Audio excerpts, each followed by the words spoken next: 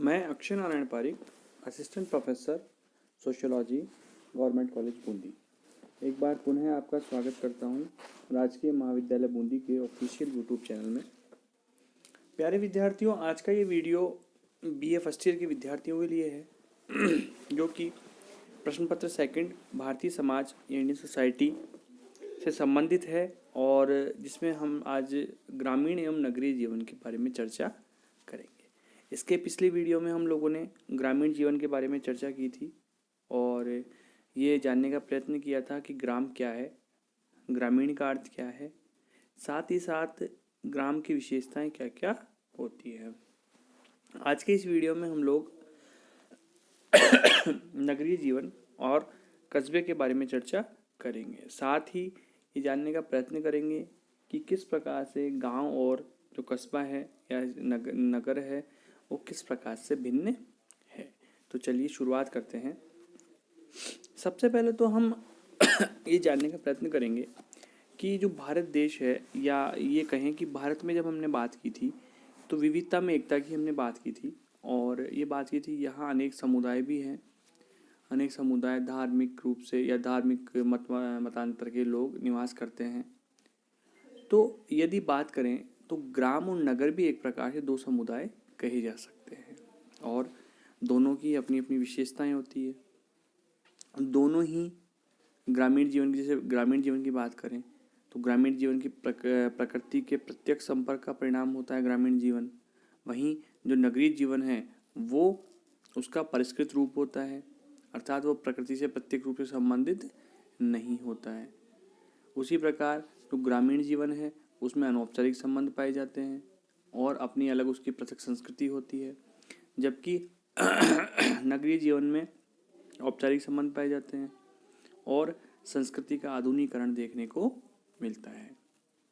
तो दोनों की ही जो सामाजिक आर्थिक लक्षण हैं उनमें हमको अंतर देखने को मिलता है। अब यदि हम बात करें कि जो कस्बा है, टाउन है, तो टाउन हम किसको लेंगे या टाउन के श्रेणी में हम किस किस को सम्मिलित कर सकते हैं। तो जो यदि हम व्यवहारिक रूप में या सामान्य शब्दों में देखें तो जो कस्बा है वो गांव से बड़ा होता है और नगर से छोटा, अर्थात नगर और ग्राम इन दोनों के बीच की जो स्थिति है या इन दोनों के बीच की जो विशेषताएं लिए होता है वो उसे हम कस्बे की श्रेणी में रखते हैं। ग्राम और नगर की विशेषताओं का मिला जुला रूप कस्बे के अंतर्गत आता है। और यदि भारत देश की बात की जाए तो भारत में 1 लाख या इससे अधिक जनसंख्या वाले स्थान को नगर कहा जाता है और 5,000 या इससे अधिक जनसंख्या वाले स्थान को कस्बे के नाम से परिभाषित किया गया है। अर्थात कस्बे के अंतर्गत वे क्षेत्र आएंगे जिनकी जनसंख्या भौगोलिक दृष्टिकोण से देखें तो 5,000 से ऊपर होती है। अब 3 आधार हैं जो मुख्यतः भारत देश के अंदर कस्बे के लिए आवश्यक माने गए हैं। पहला है कि उस भौगोलिक क्षेत्र की जनसंख्या 5,000 से अधिक होनी चाहिए, अर्थात 5,000 से अधिक जनसंख्या होगी तो वो कस्बे में सम्मिलित होगा। दूसरा, जनसंख्या का जो घनत्व है वो 400 व्यक्ति प्रति वर्ग किलोमीटर या इससे अधिक होने चाहिए। जो घनत्व है वो 400 व्यक्ति प्रति वर्ग किलोमीटर जनसंख्या घनत्व होना चाहिए। और तीसरा है कम से कम 75 जो वयस्क पुरुष हैं वो जनसंख्या गैर कृषि कार्यों में कार्यरत होनी चाहिए। क्योंकि जब हम ग्राम की विशेषताएं देखते हैं तो ग्राम की विशेषताओं में 60 से 70% जो लोग हैं, प्रतिशत जो लोग हैं वो लोग कृषि और कृषि से संबंधित कार्यों से जुड़े होते हैं। ठीक उसी प्रकार से जो कस्बा है, कस्बे के लिए गैर कृषि कार्यों में 75 के लगभग जो वयस्क पुरुष हैं वो गैर कृषि कार्यों में कार्यरत होने चाहिए। तो ये जो 3 विशेषताएं हैं यदि ये होगी तो वो क्षेत्र कस्बे की श्रेणी में रखा जाएगा। आगे देखिए, अब जो नगर की बात कर रहे हैं हम लोग, ये जो परिभाषाएं आप लोगों को स्क्रीन पे दिख रही है ये नगर की है। तो विलकॉक्स ने जो कहा है कि जो नगर है, तो विलकॉक्स ने जो नगर की जो परिभाषा दी है वो ये दी है कि कृषि व्यवसाय के आधार पर जहाँ मुख्य व्यवसाय कृषि है उसे गांव, तथा जहाँ कृषि के अतिरिक्त अन्य व्यवसाय प्रचलित हैं उसे नगर कहेंगे। इस प्रकार से विल्कॉक्स ने नगर को परिभाषित किया है। इसी प्रकार से यदि लुईस वर्थ की परिभाषा देखें तो समाजशास्त्रीय दृष्टिकोण से एक नगर की परिभाषा सामाजिक भिन्नता वाले व्यक्तियों के बड़े घने बसे हुए एवं स्थायी निवास के रूप में की जा सकती है। अर्थात वो जो क्षेत्र है वो बड़ा हो, घना बसा हुआ हो और लोगों का स्थायी निवास स्थान वहाँ पर हो। तो लुईस वर्थ के अनुसार इस प्रकार के स्थान को नगर की संज्ञा दी जाती है। अब यदि जनसंख्या के अनुसार परिभाषा देखें तो जो नगर की परिभाषा है वो जनसंख्या के आकार के आधार पर भी दी गई है और उसको मान्यता भी प्राप्त है। जैसे फ्रांस में 2000 से अधिक लोग, मिस्र में 11,000 और अमेरिका में 25,000 या इससे अधिक जनसंख्या वाले स्थान को नगर के नाम से परिभाषित किया गया है। तो उसी प्रकार यदि भारत की बात की जाए तो भारत में 1 लाख या इससे अधिक जनसंख्या वाले स्थान को नगर कहा जाता है। ऐसा क्यों है?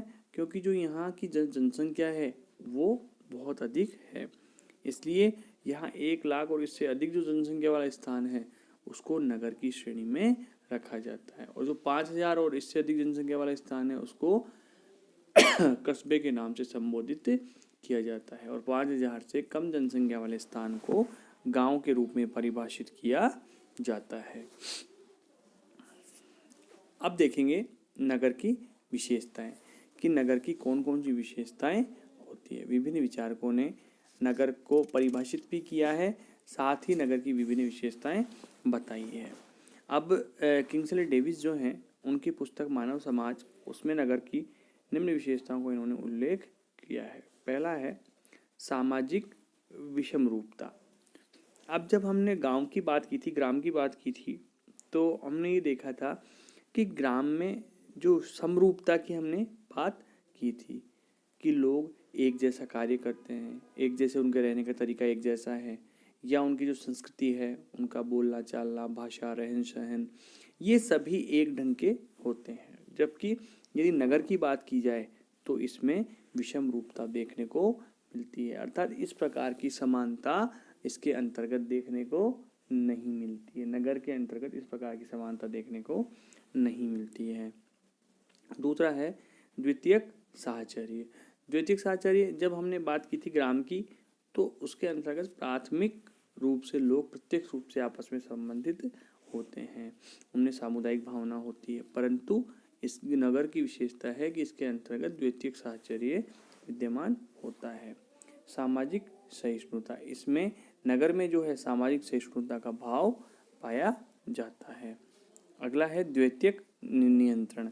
इसके अंतर्गत द्वितीयक नियंत्रण पाया जाता है, अर्थात इसके अंतर्गत नियंत्रण प्रत्यक्ष रूप से नहीं होता है।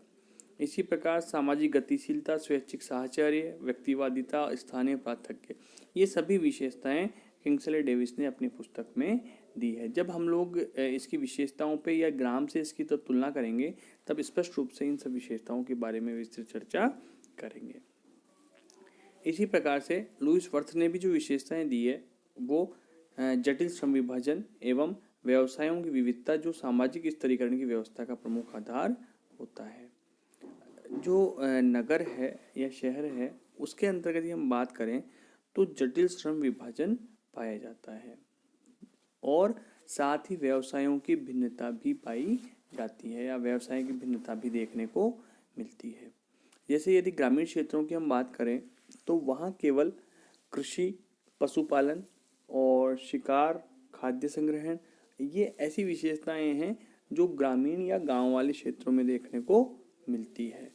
परंतु यदि शहरों की बात की जाए, नगरों की बात की जाए, तो वहाँ इसमें कुछ भिन्नता देखने को मिलती है। जैसे जब श्रम विभाजन होगा तो विभिन्न व्यवसाय लोग अपनाएंगे, अपनी योग्यता के अनुसार व्यवसाय का चयन करेंगे और उस व्यवसाय को करने लगते हैं। तो इसका जो परिणाम होता है वो ये होता है कि जो व्यवसाय की विविधता है वो देखने को मिलती है, अर्थात सभी व्यक्ति सभी कार्य नहीं करते हैं और अनेक प्रकार के व्यवसाय, चाहे वो कृषि से संबंधित हो, कृषि से संबंधित व्यवसाय नगरों में नहीं किया जाता है या कम किया जाता है। दूसरा है अधिक स्थानीय और सामाजिक गतिशीलता। सामाजिक गतिशीलता और स्थानीयता भी नगरों में लूसवर्थ ने बताई है। जनसंख्या की कार्यात्मक आत्मनिर्भरता। जनसंख्या की जो कार्य से संबंधित आत्मनिर्भरता है, कार्यात्मक आत्मनिर्भरता है, वो भी पाई जाती है। अंतर्व्यक्तिक संपर्कों में गुमनामता तथा सामाजिक भूमिकाओं का विखंडीकरण। सामाजिक नियंत्रण के अप्रत्यक्ष साधनों पर निर्भरता, आदर्शात्मक विचलन। अर्थात कहने का तात्पर्य यह है, आप नगर की विशेषताएं किंग्सले डेविस और लुईस ने बताई है, और हम लोग जब ग्रामीण क्षेत्रों से या ग्रामों से इसकी जो विषमता की चर्चा करेंगे, तब हम इसको और अधिक स्पष्ट रूप से समझने का प्रयत्न करेंगे। तो इस वीडियो में इतना ही। धन्यवाद।